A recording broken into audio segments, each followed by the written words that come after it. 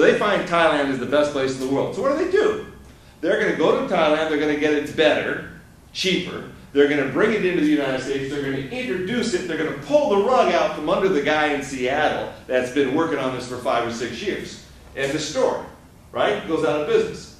Okay, his brand, he may have protected his trade name, but he can't protect the pie of juice. Okay, so what happens is he's out of business. So what should you do starting out?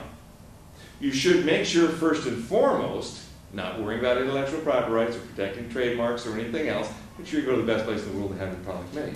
But I do my research starting out, I want to trade with Brazil and I find out Thailand is the best place in the world to have your product made. What shall I do?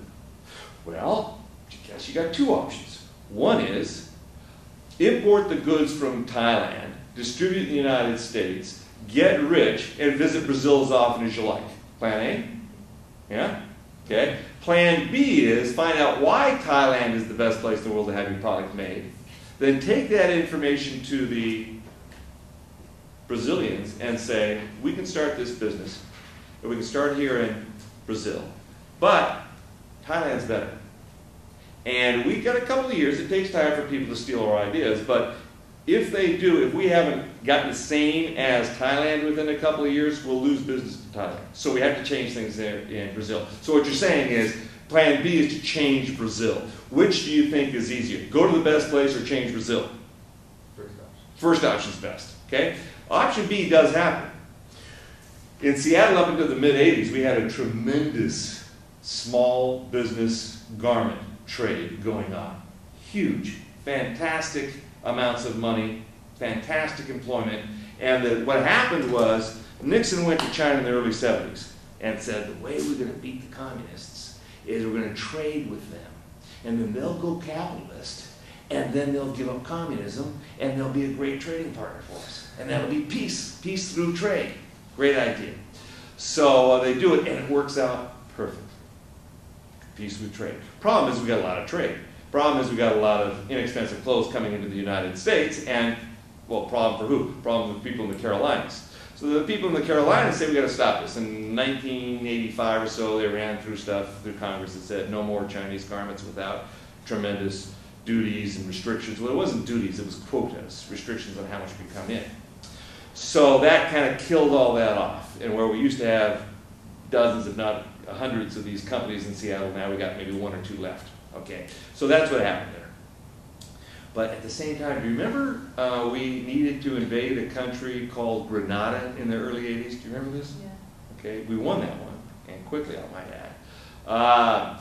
And because they were going communist, right? So after defeating Grenada, we said, well, what worked so well in China, we'll do in Grenada. As a matter of fact, we'll do it for the entire Caribbean. We'll fight communism in the Caribbean by allowing garments to come in from the Caribbean. Minus Cuba, sorry.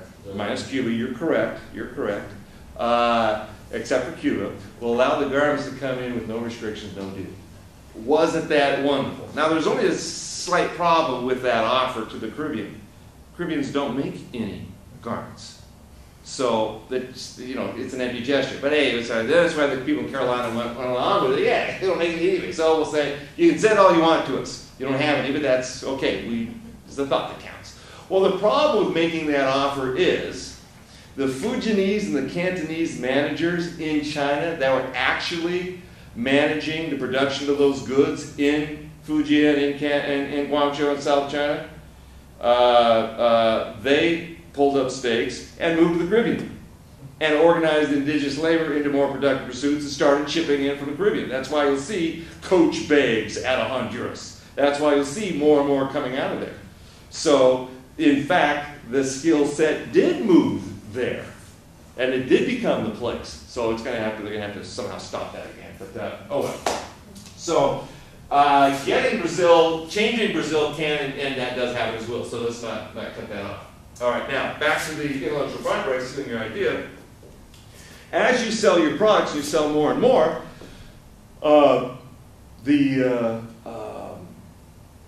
And as people come in and start stealing your idea, well, not only do your products, people start thinking about stealing your idea, they say, oh, that's a good idea, but I'm going to change it And here's something even better. There's no solution that cannot be improved upon. So your great idea might inspire somebody to come up with even a better idea. And then that comes out onto the market. And your customers start to prefer that. So what happens is where you were investing $10,000 and getting 20, you start investing 10 and getting 18. Start investing 10 and getting 16. 10 and getting, so what do? You dump the item anyway. You walk away from the item because your customers all this time are telling you what's new, what you should be doing next, where if you invest 10, you'll get 10. If you invest 10, you get 20. You double your money. You following this? So in the reality, in the trenches, in being in business anyway, you're walking away from stuff anyway. Certainly far before the, 18 years, 19 years that a patent will hold, right? There's a time limits on those, right? That book is copyrighted, but the sales doubled on Amazon when they gave it away for free on Google Books. You can get the book for free on Google Books. Okay? Yeah, go ahead. Read it. If you want to sit in front of 384 pages on a computer screen, go ahead. Well, what happens, because it's complete access and free, people go there and Google questions, end up in my book, and then as you turn every page, the whole time will buy it on Amazon, buy it on Amazon, buy it on, and then people click and buy it on Amazon. So the fact that I gave it away on Google immediately jacked the sales up on Amazon. Okay? So intellectual property rights, patents, trademarks, at the small business level, as a practical matter, forget about them. We don't need them. We don't use them. When Rolex knows there's people outside selling Rolex watches, they don't worry about it. That's not their customers. Okay, nobody starts heading into Rolex to buy an $85,000 watch and says, wait a minute, I can get a fake one for 90 bucks. That's not how it happens. If somebody gets a $90,000 watch, they want the $90,000 watch, right? And that's there. So when Microsoft says we lose $38 billion a year in software piracy in China, well, when somebody's making 40 bucks a month and a copy of Microsoft Works is 400 bucks or something, when that person buys a CD of Microsoft Works for $5 in China, is Microsoft really out anything? How can they be out anything when it was never a customer to begin with? That makes no sense at all. Okay, so, but that doesn't stop you from having to pay taxes to hire people to go to China to try to stop that what's going on. Because Bill Gates loses so much money because of piracy in China, you must pay for people to go and try to stop it. Now there's a job, traveling around China, trying to stop people piracy. You got there the meals, the first class hotels, all that stuff on your dime.